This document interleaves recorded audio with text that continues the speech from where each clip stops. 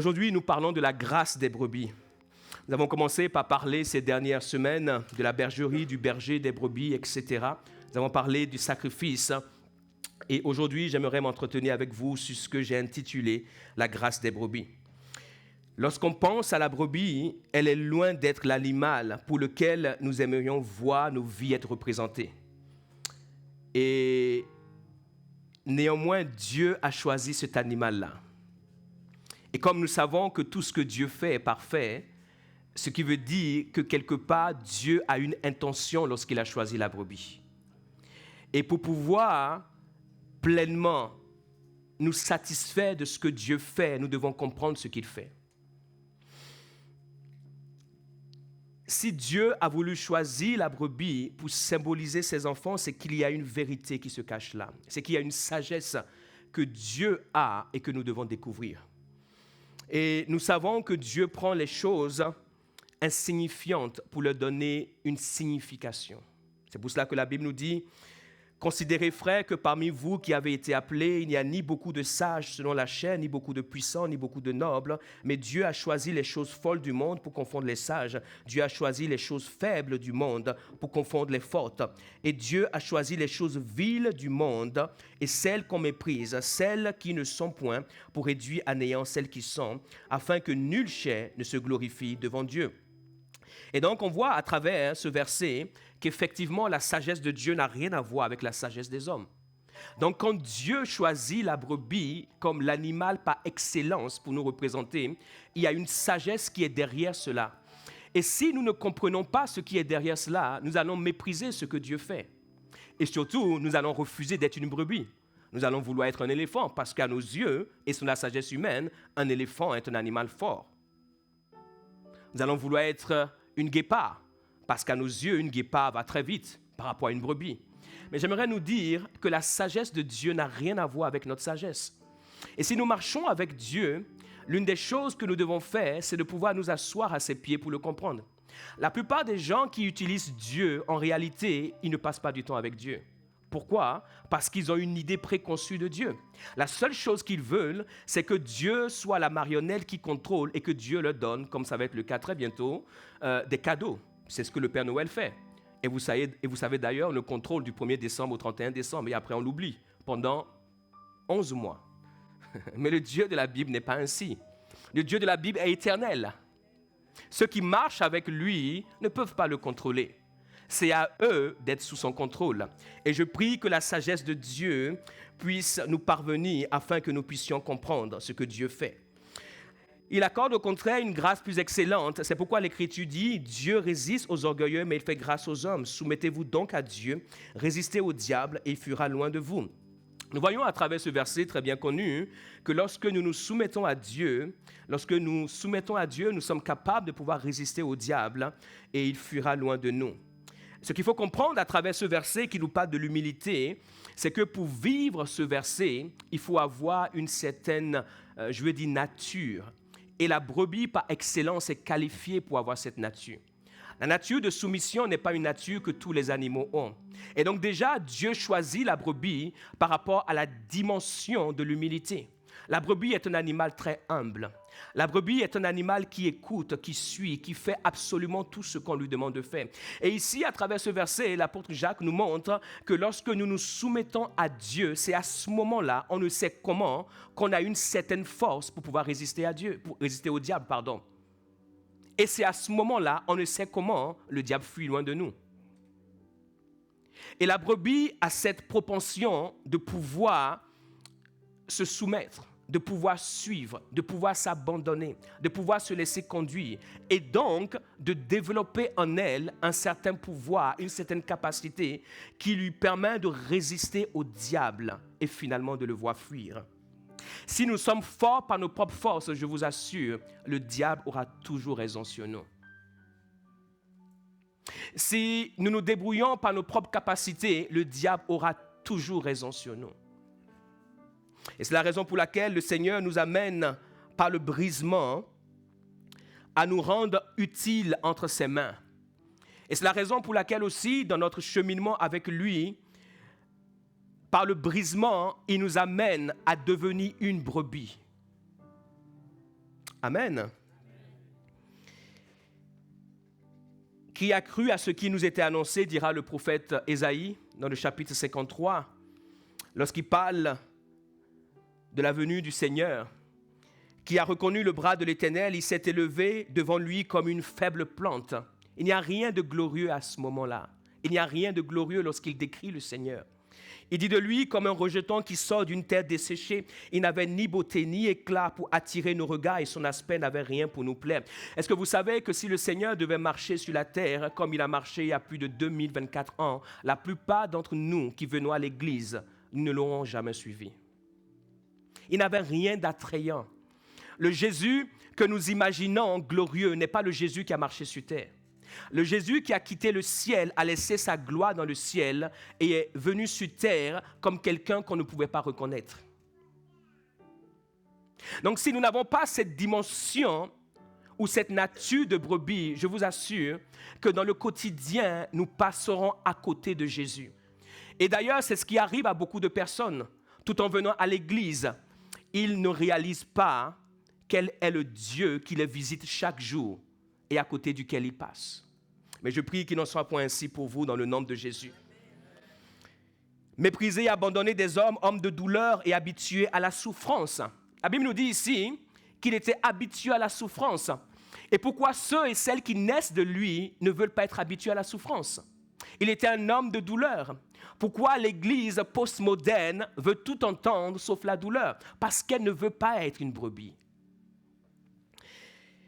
À celui dont on détourne le visage, nous l'avons dédaigné, nous n'avons fait de lui aucun cas. Cependant, ce sont nos souffrances qu'il a portées, c'est de nos douleurs qu'il s'est chargé. Et nous l'avons considéré comme puni, frappé de Dieu, humilié. Mais il était blessé pour nos péchés, brisé pour nos iniquités. Le châtiment qui nous donne la paix est tombé sur lui et c'est par ces meurtrissures que nous sommes guéris. Nous étions tous errants comme des brebis, chacun suivait sa propre voie. Et l'Éternel a fait retomber sur lui l'iniquité de nous tous. Il a été maltraité et opprimé et il n'a point ouvert la bouche, semblable à un agneau qu'on mène à la boucherie. Et la Bible nous explique pourquoi est-ce que le Seigneur Jésus-Christ a pu aller à la croix. Le Seigneur Jésus-Christ, dans son humanité, était comme chacun d'entre nous. Il était un homme qui avait sa propre volonté. C'est pour cela, à Gethsémane, on voit cette dualité entre sa volonté et la volonté de Dieu. À Gethsémane, il va exprimer à 100% son humanité. Il dira, « Père, est-il possible que cette coupe s'éloigne de moi ? Non pas ma volonté, mais la tienne. » Donc, à Gethsémane, on voit clairement qu'il avait une volonté. La volonté naturelle qui permet aux humains de ne pas faire ce que quelqu'un d'autre leur demande de faire, mais de vouloir faire ce qu'ils ont envie de faire. Et la Bible nous dit ici qu'il était semblable à un agneau qu'on amène à la boucherie. Donc en réalité, la croix qui lui a donné le nom au-dessus de tout nom, en réalité, il a pu aller à cette croix parce qu'il est devenu une brebis. Et j'ai une nouvelle à pouvoir t'annoncer, c'est que tu ne pourras jamais aller à la croix où tu dois aller et qui doit t'ouvrir la porte pour la gloire que tu dois vivre si tu n'as pas revêtu cette nature de brebis. Et c'est pour cela que la Bible nous dit qu'il est allé comme un agneau qu'on amène ou qu'on mène à la boucherie. Et à la boucherie, ce n'est pas pour faire des gaufres, hein? À la boucherie, c'est pour plutôt écraser. C'est pour en faire une boucherie. À une brebis, comment? Muette. Les brebis du christianisme moderne, elles ne sont plus muettes. Mais en réalité, il faut dire, elles ne sont plus du tout des brebis. La brebis est muette. Pourquoi? Parce qu'elle se soumet à Dieu. Mes chers amis, vous devez choisir entre réellement aimer la Bible et faire la volonté de Dieu ou aimer ce que vous voulez et faire votre propre volonté.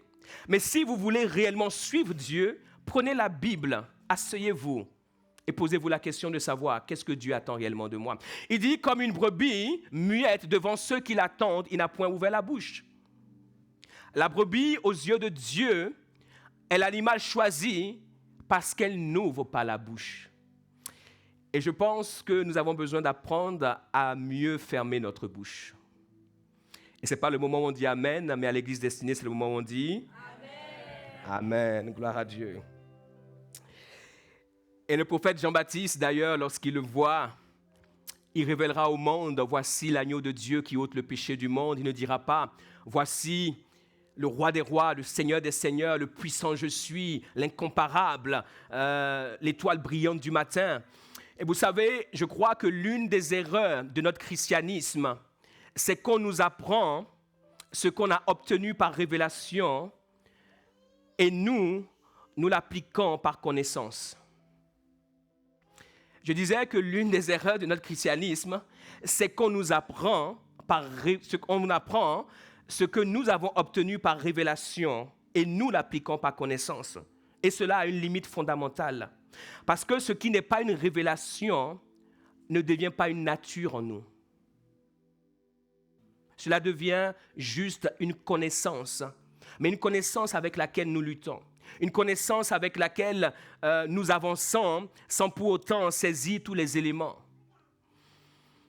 Il le dira, voici l'agneau de Dieu qui ôte le péché du monde. Il n'a pas présenté le Seigneur Jésus-Christ comme celui qui manifeste une gloire incroyable, à tel point que toute l'humanité et tout ce que le Père a créé dans les cieux s'arrête juste en le voyant. Absolument pas. Mais il l'a présenté comme l'agneau de Dieu, parce qu'il est entré dans le monde comme un agneau. Et il fallait être particulièrement prophétique et conduit par l'Esprit de Dieu pour pouvoir le voir. Lorsqu'il est entré, lorsque le Saint-Esprit va venir sur elle, c'est le même Jean-Baptiste qui, dans le ventre de sa mère, va tressaillir. Parce que par révélation, il saura que l'enfant qui est dans le ventre de sa tante est le Messie du monde. Lorsqu'on va l'amener au temple, Anne, la prophétesse, c'est conduite par l'Esprit qu'elle saura que cet enfant qu'on amène à la dédicace n'est pas un enfant comme les autres, mais est le sauveur du monde. Et de la même manière, Siméon était chez lui à la maison et l'Esprit de Dieu viendra sur lui et lui dira, va dans le temple parce qu'aujourd'hui, celui qui doit sauver Israël est en train d'être dédicacé à Dieu, et etc., et etc. Et plus tard,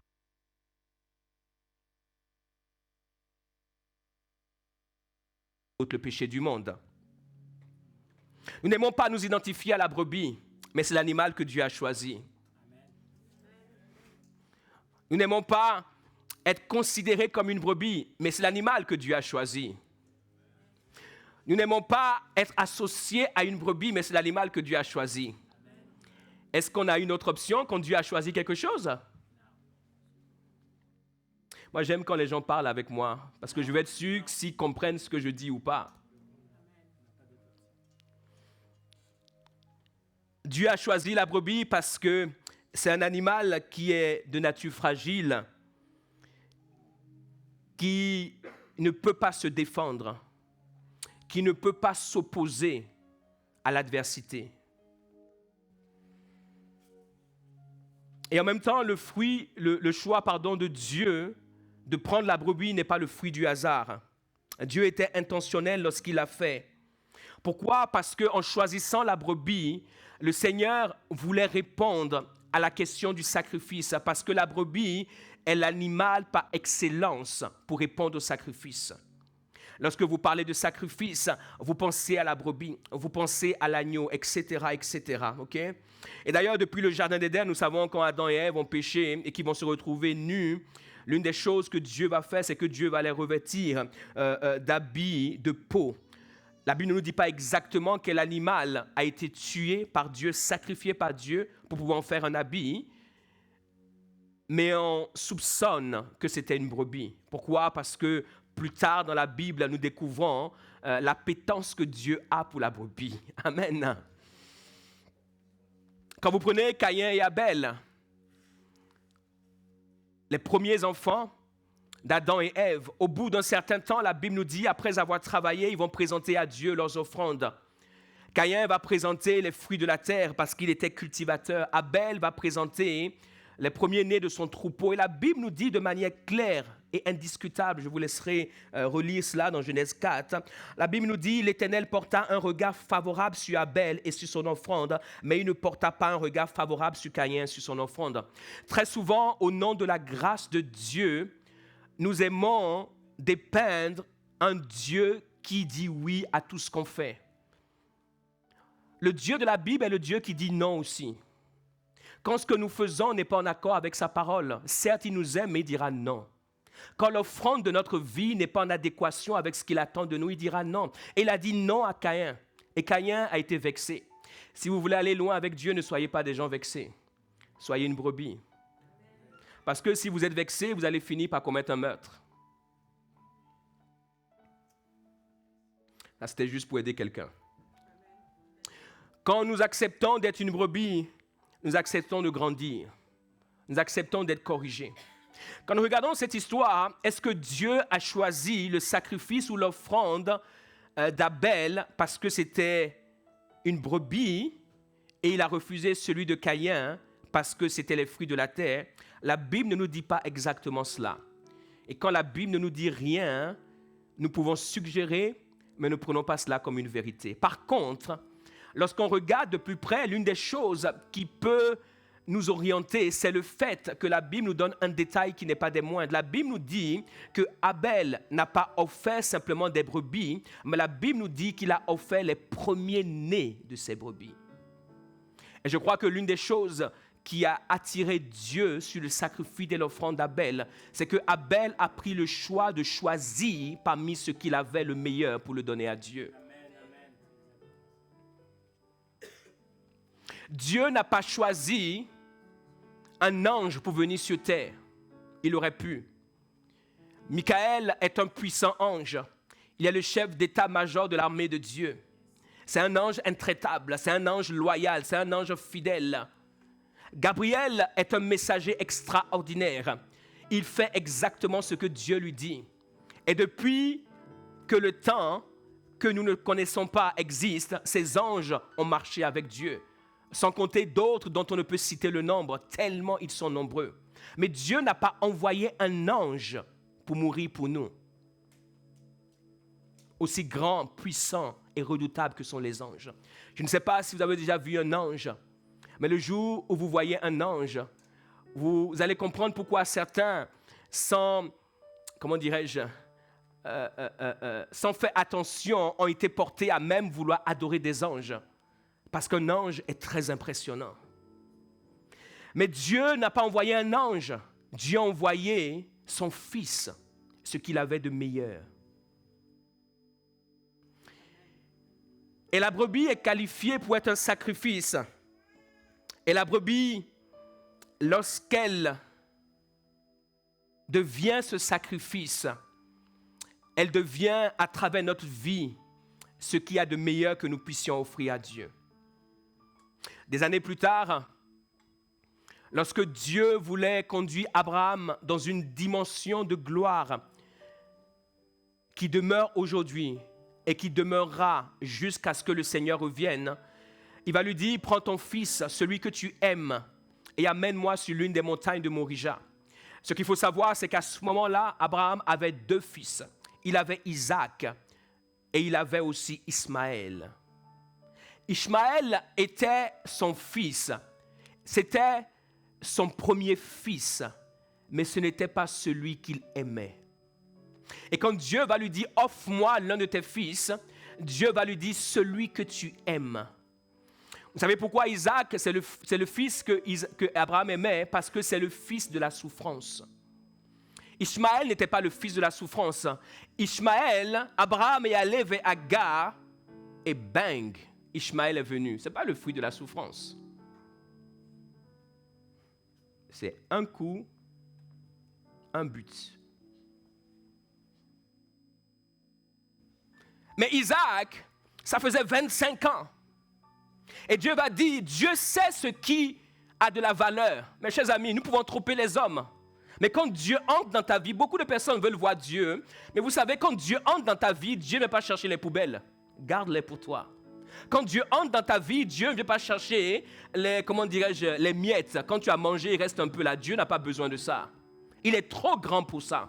Quand Dieu, que tu dis, que tu cherches, entre réellement dans ta vie, sache qu'il vient pour le meilleur de ce que tu as. Et c'est à travers ça qu'il saura si réellement tu l'aimes et si réellement tu le veux.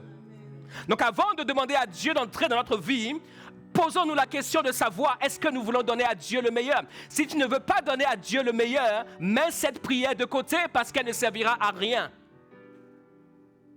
Dieu est trop grand et trop meilleur pour se contenter du second rôle dans notre vie.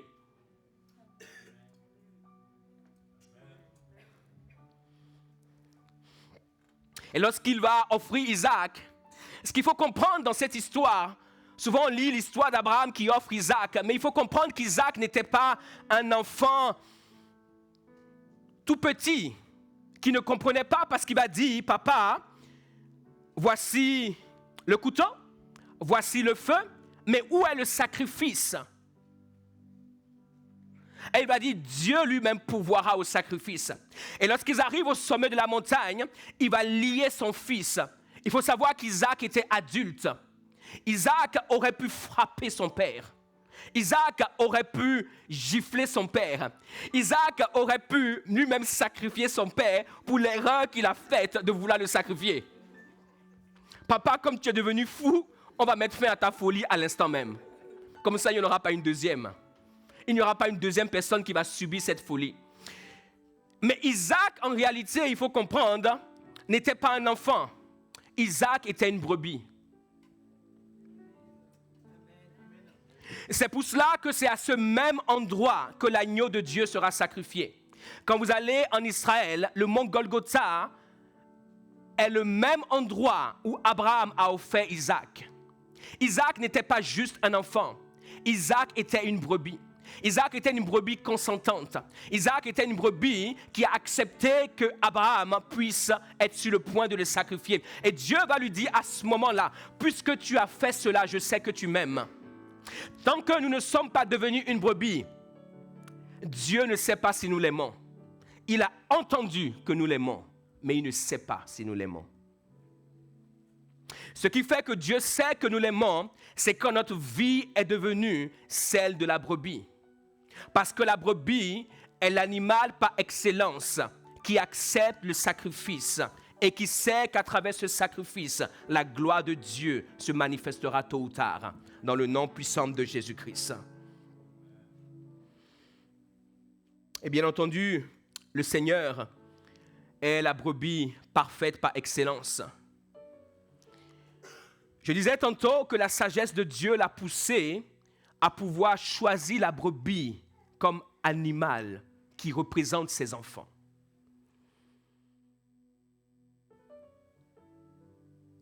Ce qu'on ne comprend pas sera toujours difficile pour nous à appliquer.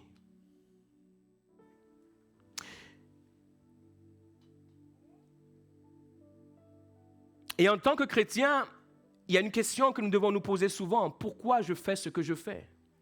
Pourquoi es-tu chrétien? Pourquoi es-tu protestant? Pourquoi es-tu charismatique? Pourquoi es-tu évangélique? Pourquoi es-tu ceci? Pourquoi es-tu cela? Pourquoi vas-tu à l'église le dimanche et pas le mardi?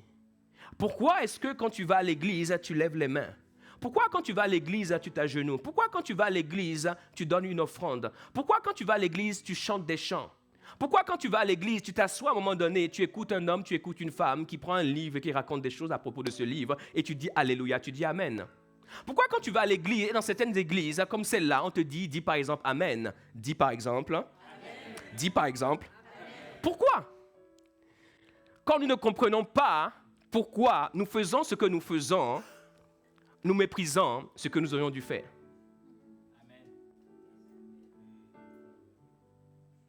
Quand nous ne comprenons pas ce que nous devons faire, nous finissons par mépriser ce que nous aurions dû faire. OK. Pourquoi la brebis? Il y a une raison, mes chers amis. Si nous ne comprenons pas pourquoi le Seigneur a choisi la brebis, nous ne serons jamais une brebis. Nous allons entendre tous les messages et toutes les prédications, les 52 semaines de l'année 2025 qui se pointent devant nous, mais nous ne serons jamais une brebis. Nous dirons toujours gloire à Dieu, alléluia, amen. C'est écrit dans la Bible, mais nous ne serons jamais une brebis. Tant que nous n'avons pas compris pourquoi est-il important, nécessaire, primordial de pouvoir être une brebis, nous ne serons jamais une brebis. Ce qui veut dire que nous serons un autre animal, faisant peut-être d'autres choses, accomplissant d'autres choses, mais jamais l'animal que Dieu préfère par excellence. Et ma prière pour vous, c'est que ensemble nous puissions être ces brebis. Puis je vis dans la main droite de celui qui était assis, Apocalypse 5, assis sur le trône un livre. La main droite de celui qui est assis, c'est la main droite du Dieu vivant, le Dieu créateur du ciel et de la terre, celui qui est incomparable. Écrit en dedans et en dehors, scellé de 7 sceaux. Et je vis un ange puissant qui criait d'une voix forte, qui est digne d'ouvrir le livre et d'en rompre les sceaux. Et personne dans le ciel, ni sur la terre, ni sous la terre ne peut ouvrir le livre, ni le regarder. Dans la main de Dieu, il y avait un livre. C'est un livre que personne dans le ciel, ni sur la terre, ni sous la terre ne pouvait regarder. C'est un livre mystérieux. C'est un livre glorieux. Et ce livre était dans la main d'Élohim, celui qui a créé tout ce qui existe, parce qu'il n'y a rien qui a été créé dont il n'est pas l'auteur. Et personne dans le ciel, sur la terre et sous la terre ne pouvait regarder ce livre.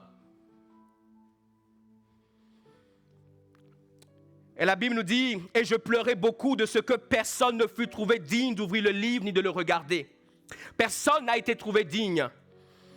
Et l'un des vieillards me dit, « Ne pleure point, voici le lion de la tribu de Juda.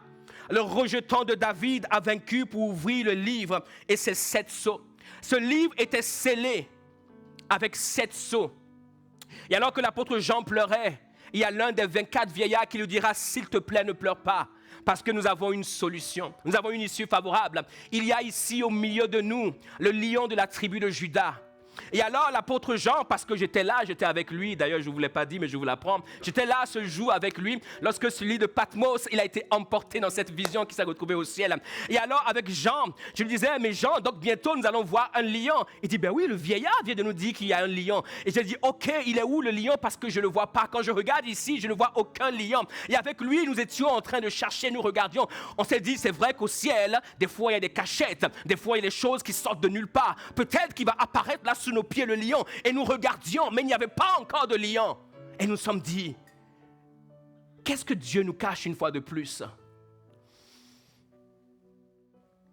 Et je vis au milieu du trône et des 4 êtres vivants et au milieu des vieillards un agneau qui était là comme immolé. Alors que l'apôtre Jean et moi, nous cherchions le lion, nous nous sommes rendus compte qu'il y avait un agneau qui était immolé. Et nous avons commencé par regarder l'agneau, il avait 7 cornes et 7 yeux, je n'ai pas le temps de développer cela. Mais vous savez, quand on regarde dans le livre du prophète Zacharie, les 7 cornes, la Bible nous dit dans le livre du prophète Zacharie au chapitre 1, il va être transporté, il aura une vision et il verra des cornes. Et ces cornes étaient en train de disperser Israël et Juda. Et il va se dire, mais qu'est-ce que sont ces cornes? Et Dieu va lui montrer par son esprit que ces cornes représentaient l'esprit de l'ennemi, du diable, qui était en train de disperser. Et il faut savoir que tout ce que le diable fait est une contrefaçon de Dieu. Et lorsqu'il regarde l'agneau de Dieu, il voit 7 cornes. Et quand vous allez au chapitre 4 du même livre du prophète Zacharie, vous verrez que les 7 yeux sont les yeux de l'Éternel qui parcourent la terre. Ça, c'est pour un autre message. Qui sont les 7 esprits de Dieu envoyés par toute la terre. Dieu a 7 esprits qui sont envoyés par toute la terre. Mais c'est pour une autre fois, si vous êtes gentils. Verset 7. Il vint et il prit le livre de la main droite. L'ange lui a dit quoi? Pardon, le vieillard lui a dit quoi? Ne pleure pas, le lion va résoudre le problème. Il lui a dit, le lion va résoudre le problème.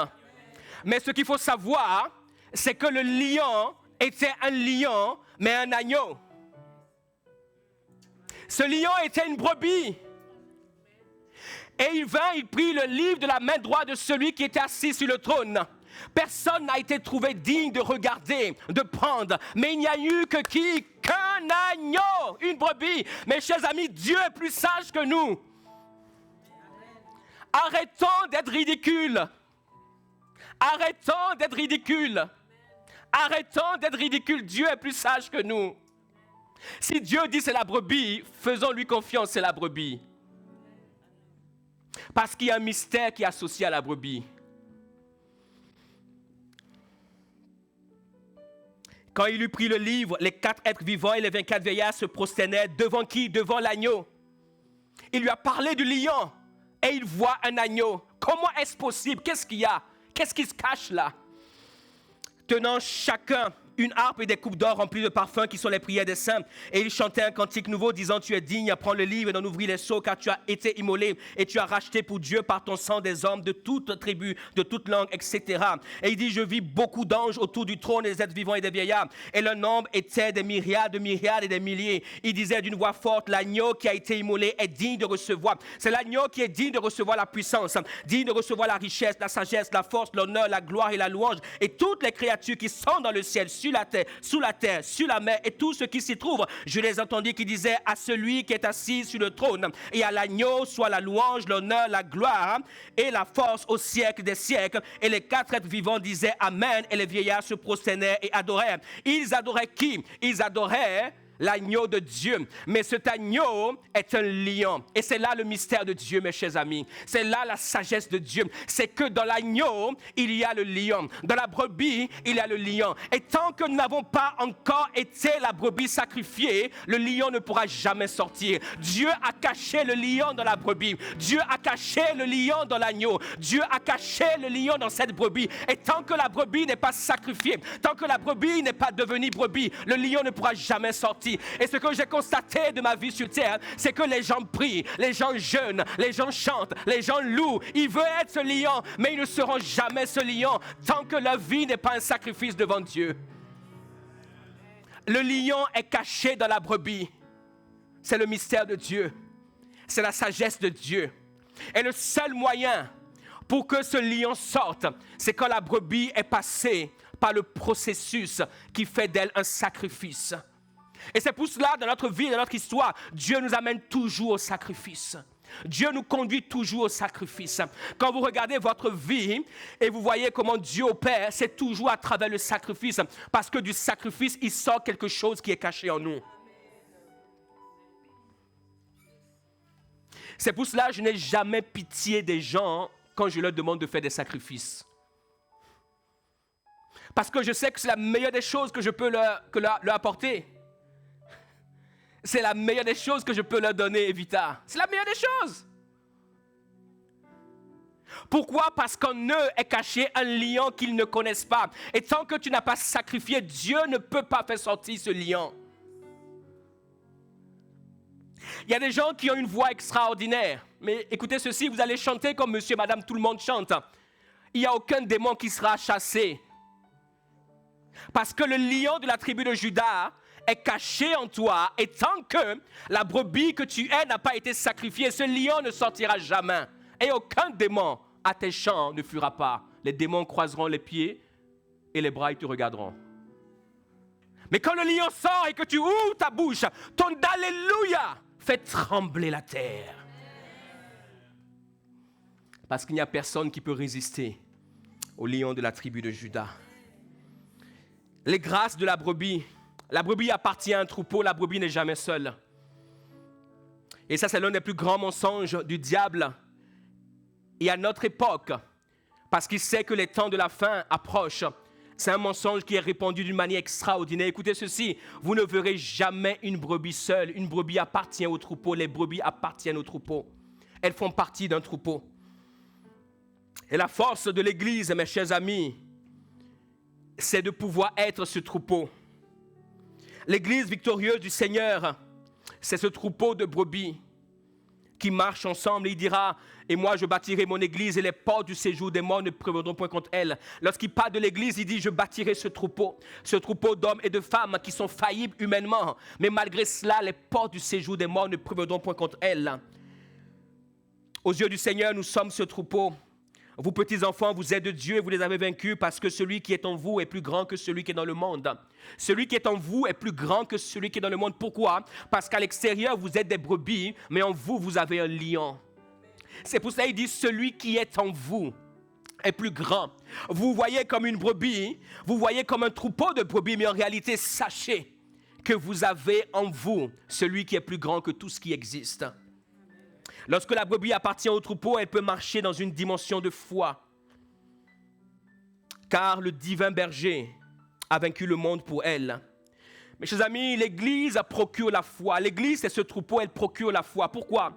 Parce que lorsque tu traverses une situation où tu ne crois plus dans le lion qui est en toi et qui te trouve à côté d'un frère, à côté d'une sœur, qui, à ce moment-là, croit puissamment dans le lion qui est en lui ou en elle, cela ouvre tes yeux à qui tu es et te rappelle que tu n'es pas un moins que rien et qu'en toi sommeille un lion que tu dois réveiller par ta foi afin de vivre les mêmes choses et même vivre plus plus que ton frère et ta sœur. C'est pour cela lorsque tu viens à l'église et que tu es faible, tu es au meilleur endroit qu'il faut. Pourquoi? Parce que tu te joins à un troupeau où chacun te montrera ce que le lion a fait. L'un te donnera un témoignage de percée, l'autre un témoignage de provision, l'autre un témoignage de guérison, un autre un témoignage de délivrance. Et tu diras, mais j'ai le même lion en moi. S'il l'a fait pour lui, alors il le fera pour moi. Et tu repars de l'église complètement transformé parce que ta foi a été boostée. Mais quand tu décides d'être cette brebis qui vit seule, tu te regardes, tu dis, moi, il n'y a rien qui se passe dans ma vie. D'ailleurs, je suis seul, il n'y a rien qui marche pour moi. Mais il n'y a personne autour de toi pour te rappeler qui tu es. Tu as besoin d'avoir un miroir. Et ce miroir, c'est tes frères, tes sœurs. Quand tu les vois, tu te rappelles qui tu es. Quand tu vois une autre brebis qui vit l'excellence de Dieu, ça te rappelle que toi aussi, tu es qualifié pour vivre cela. La brebis appartient à un troupeau. Ils étaient chaque jour tous ensemble assidus au temple, Acte 2, 46. Ils avaient compris cela au commencement de l'église. Chaque jour. Eux, ils étaient chaque jour. Nous, c'est un jour par semaine. Et même ça, c'est le martyr. Écoutez ceci, moi, je crois en l'église. Je suis né dans l'église à l'âge de 15 ans et je ne suis plus jamais ressorti de l'église. Parce que ce jour-là, j'ai une révélation de l'église. Moi, je ne visite pas l'église, j'habite dans l'église. Parce que j'appartiens à ce troupeau. C'est une grâce que la brebis a de pouvoir appartenir au troupeau. Il rompait le pain, partageait avec simplicité de cœur, louait Dieu. Et le Seigneur ajoutait chaque jour à l'église ceux qui étaient sauvés. L'auteur de l'épître aux Hébreux dira, n'abandonnons pas notre assemblée comme c'est la coutume de quelques-uns, mais exhortons-nous réciproquement. Et c'est ce que j'expliquais tout à l'heure. Il a dit, n'abandonnons pas notre assemblée, n'abandonnons pas le troupeau où le Seigneur nous a placés. Et il dit, exhortons-nous réciproquement. Pourquoi? Il dit, exhortons-nous parce que ce n'est pas facile. Ce n'est pas facile d'appartenir à un troupeau. Ce n'est pas facile de pouvoir maintenir le rythme. Ce n'est pas facile jour après jour. Et il dit, exhortez-vous. Hébreux 10, 25. Exhortons-nous, il dit comment? Réciproquement, mutuellement, exhortons-nous, parce que ce n'est pas simple. Ce n'est pas simple au quotidien. Mais lorsque tu appartiens à ce troupeau, tu peux être exhorté. Mais lorsque tu n'appartiens pas, comment on peut t'exhorter? Le problème, ce n'est pas... Le problème, ce n'est pas le problème. Le problème, c'est que quand tu as le problème et que tu te retrouves seul, il n'y a personne pour résoudre le problème. Parce que des problèmes sur terre, on en a, on en aura.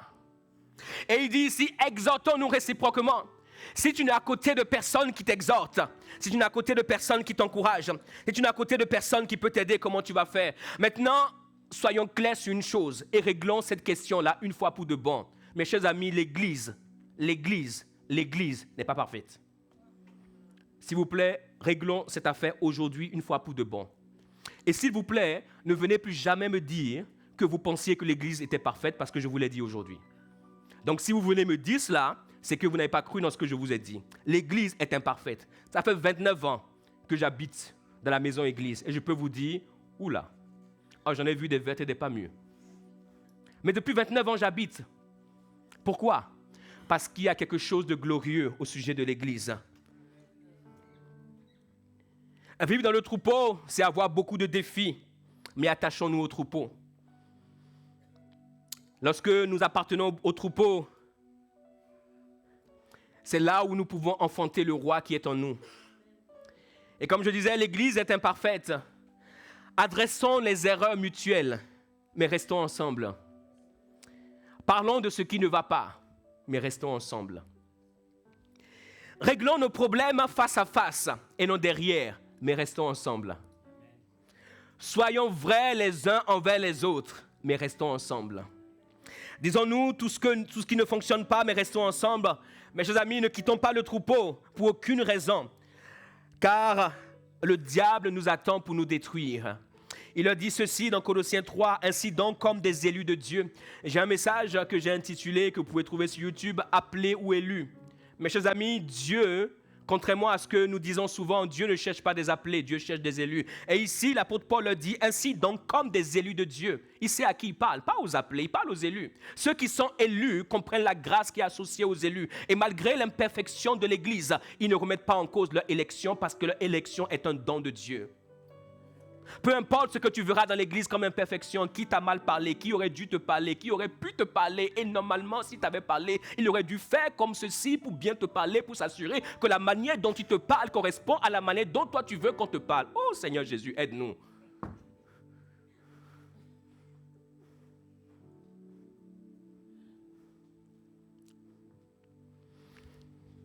Saints et bien-aimés, revêtez-vous d'entrailles. C'est un vêtement que tu dois porter. Les entrailles de quoi? De miséricorde. Quand tu viens dans l'endroit qu'on appelle l'église, il faut que tu mettes un vêtement.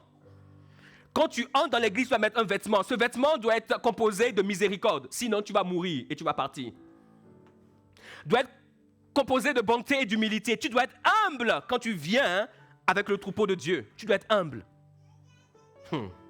Sinon, tu seras choqué. Et le choc peut t'emporter.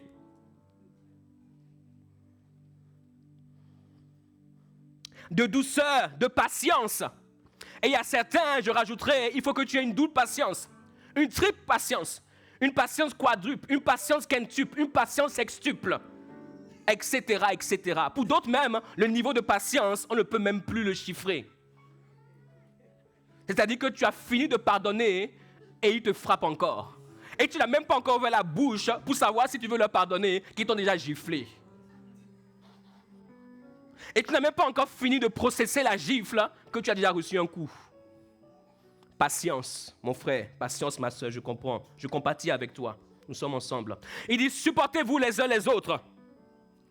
Et si l'un a un sujet de se plaindre, je crois que nous sommes la seule église au monde où les gens ne se plaignent pas, mais c'est un mensonge. Alors c'est pour nous. Et si l'un a un sujet de se plaindre de l'autre, pardonnez-vous réciproquement. Dans ce troupeau auquel nous appartenons, le pardon est de mise. Pourquoi? Parce que nous avons de quoi nous plaindre. Pourquoi je te demande de t'asseoir là et toi tu veux t'asseoir là? Toi tu es qui ici pour vouloir décider que tu vas t'asseoir là?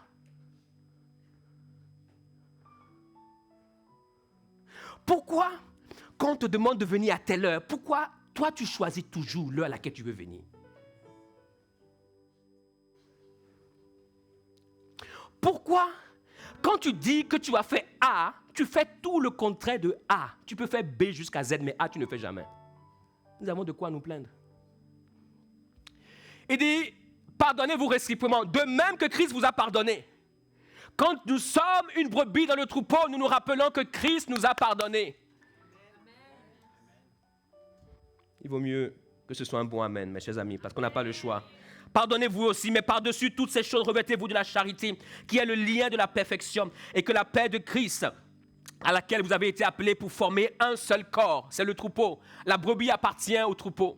La brebis appartient à un troupeau pour former un seul corps. Règne dans vos cœurs et soyez reconnaissants. Lorsque la brebis est dans ce troupeau, elle voit l'imperfection de l'Église.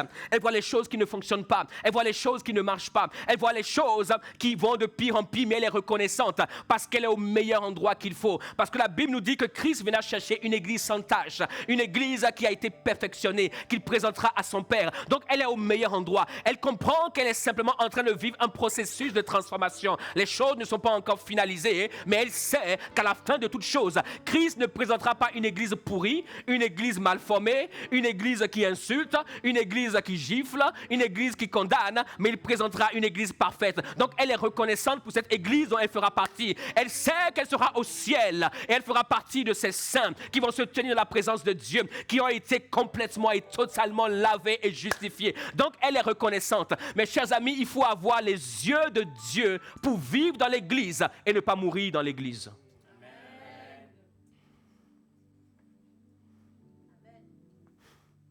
Je vous aide. Règne dans vos cœurs et soyez reconnaissants que la parole de Christ habite parmi vous abondamment. Instruisez-vous et exhortez-vous les uns les autres en toute sagesse, pas des psaumes, pas des hymnes, pas des cantiques spirituels, chantant à Dieu dans vos cœurs sous l'inspiration de la grâce. Il vaut mieux que ce soit sous l'inspiration de la grâce. Et quoi que vous fassiez en parole ou en œuvre, faites tout au nom du Seigneur Jésus en rendant par lui des actions de grâce.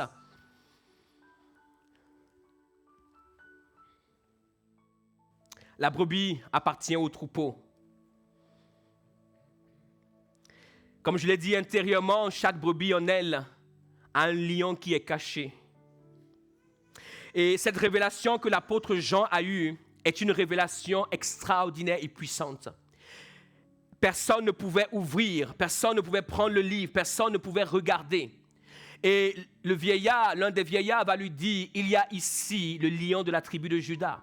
Mais lorsqu'il va regarder, il ne verra pas un lion, il verra un agneau. Pourquoi? Parce que le lion de la tribu de Juda dont il lui parlait était caché dans l'agneau.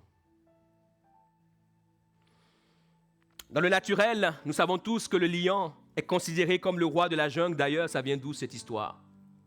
Que le lion est le roi de la jungle. Je vous laisserai découvrir cela. Mais c'est le roi de la jungle. Et tout le monde s'accorde à le dire.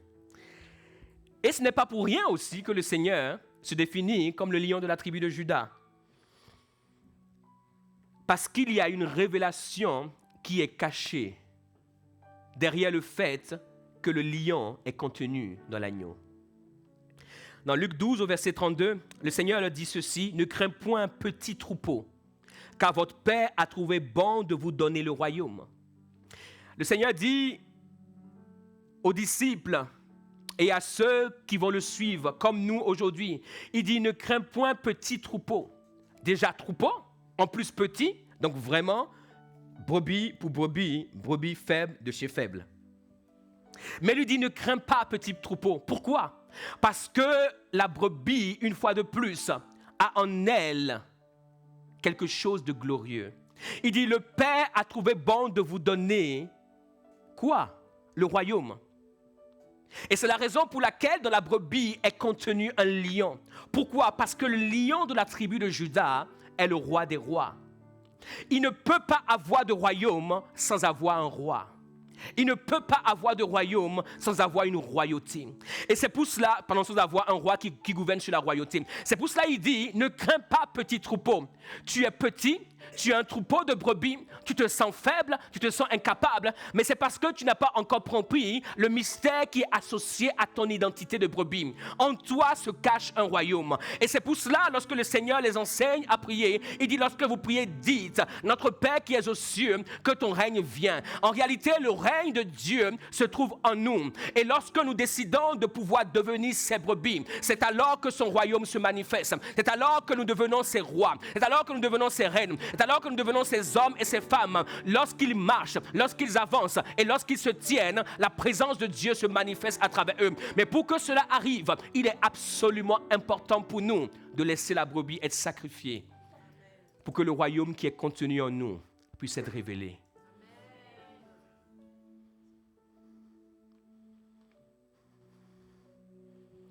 Nous avons peur parce que nous ne savons pas ce que nous avons.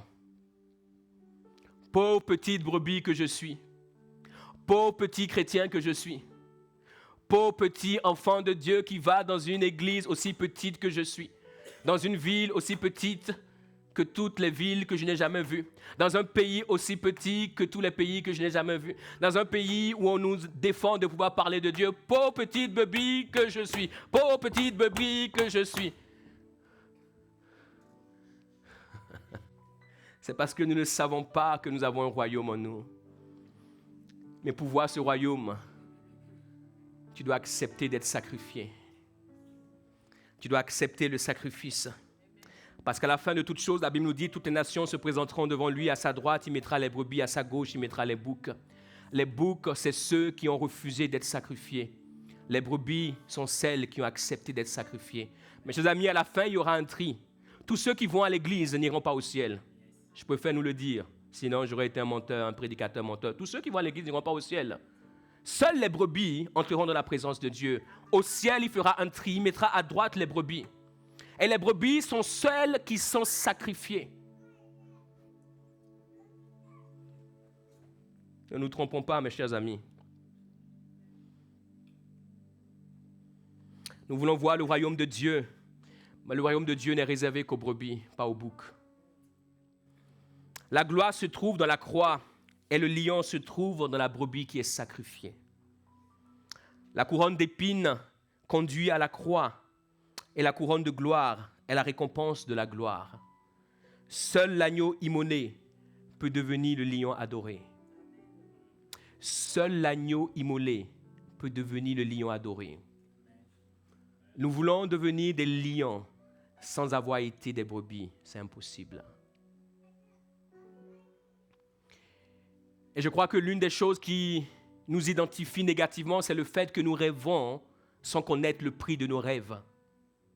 Rêver, c'est gratuit. Tout le monde peut rêver. Même le plus pauvre sur la terre rêve, comme le plus riche sur la terre. Tout le monde rêve. Il n'y a rien de plus gratuit sur terre que le rêve. Tu peux ne pas manger aujourd'hui et avoir le droit de rêver. Tout le monde rêve. Il n'y a personne qui rêve d'être petit. Tout le monde rêve. Et tout le monde rêve d'être grand. Mais il y a ceux qui font les sacrifices qui permettront à leurs rêves de devenir réalité. Et il y a ceux qui continueront à rêver. Vous savez, le meilleur endroit, disait Miles Monroe, sur Terre, ce sont les cimetières. Parce que quand vous allez au cimetière, vous voyez le nombre de rêves que les gens ont eus. Quand vous allez au cimetière, vous n'êtes jamais allé au cimetière, vous n'aimez pas le cimetière, il faut aller au cimetière. Il y a des endroits dans la vie où il faut aller. Et moi, je vais de temps en temps. Bon, moins le cimetière, mais les hôpitaux. Il faut aller à l'hôpital, il faut aller au cimetière. Quand vous allez à l'hôpital et au cimetière, vous allez vous rendre compte de la grâce que vous avez. Quand vous allez à l'hôpital, vous allez vous rendre compte que malgré tout ce que vous vivez, qui est négatif, vous avez encore une chance. Et cette chance, ne la gâchez pas.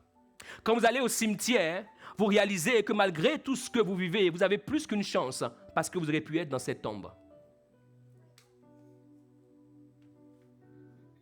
Le cimetière est l'endroit où beaucoup de personnes meurent avec leurs rêves parce qu'elles ont refusé de sacrifier. Il n'y a rien sur terre que nous puissions avoir sans sacrifice.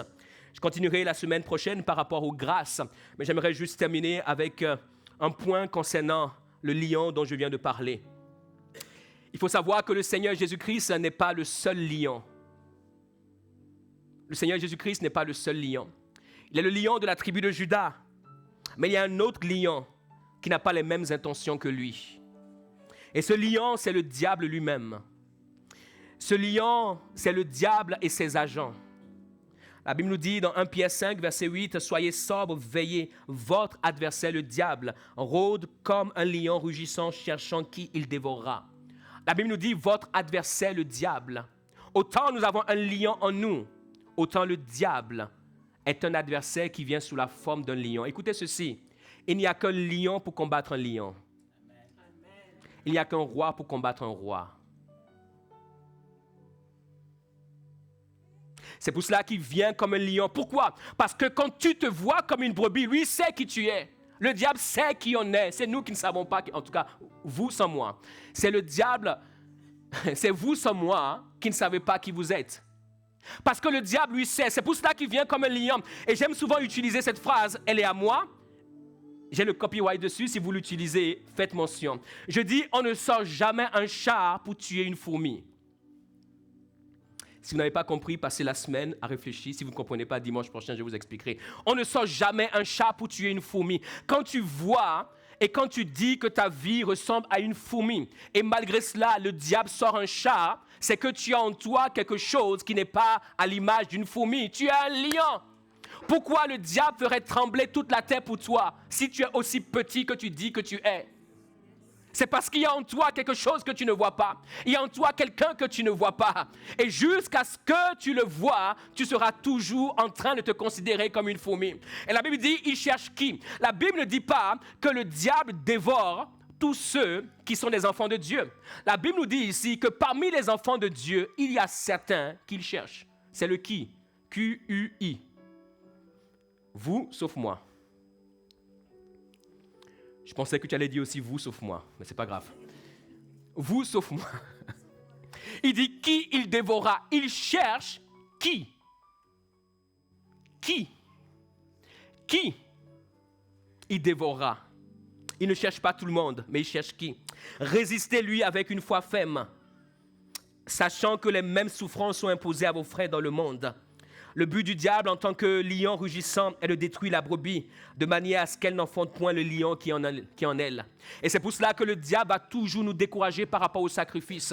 Il va dire, mais pourquoi tu fais cela? Pourquoi est-ce que tu vas à l'église? Pourquoi est-ce que tu sers Dieu? Mais pourquoi est-ce que tu consacres ta vie pour Dieu? Ne vois-tu pas les gens qui sont dans le monde, comment ils vivent? Mais pourquoi le diable vous découragera toujours par rapport au sacrifice? Parce qu'il sait que le jour où vous empruntez la voie du sacrifice, vous choisissez de pouvoir enfanter le lion qui est en vous. Et il sait que le jour où le lion qui est en vous naît, vous devenez une menace pour son royaume. C'est pour cela, écoutez ceci, ne confondez pas votre vie à la mienne. Ne confondez pas votre vie à la mienne. Ma vie est le fruit des sacrifices que j'ai choisi de faire. Ta vie est le fruit des sacrifices que tu choisis de faire. Ne nous confondons pas. Nous sommes dans le troupeau, mais nous ne sommes pas les mêmes. Et quand le diable cherche qui, il sait qui il peut attaquer. Quand il regarde dans le troupeau, ceux qui ne sont pas encore devenus des lions, c'est ceux-là qui l'attaquent. Mais il y a des hommes et des femmes que le diable ne cherche pas à voir. Il y a des hommes et des femmes dont le diable ne s'approche pas. Il y a des hommes et des femmes, il sait quand il s'approche de Koramata Santakara. On ne t'a pas appris qu'il y a une langue qui fait fuir le monde des ténèbres. Mazonto Koribada Santakara. Oh Satan, quelle est la dernière fois où tu as perdu la tête pour pouvoir t'approcher d'un lion? Mazente Kerebada Zonto Korabata.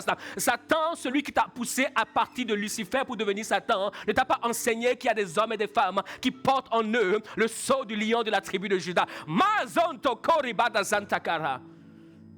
Mais les qui sont là? Oui, la vie est dure. C'est difficile en ce moment. Ils ont dit que l'ennemi est catastrophe, que l'économie est catastrophe. Et même catastrophique. Et même désastreuse. En ce moment, ils disent qu'on ne peut plus acheter parce que les taux sont très très élevés. Et moi qui avais un projet d'acheter en 2024, je vais devoir attendre 2034. Mais je ne sais même pas si je serai encore en vie. Tu as un royaume en toi. Ta destinée ne dépend pas de ce qu'ils disent, mais du royaume qui est en toi. Prends de toi ce dont tu as besoin. De quoi as-tu besoin? Pensez-vous qu'on construit l'église avec de l'argent? Essayez à partir de demain et vous verrez si ça marche. On ne construit pas l'église avec de l'argent. Parce que quand tu commences, il n'y a personne qui croit en toi. Heureusement que tu crois dans ce que Dieu t'a dit. Qu'est-ce qui est en toi?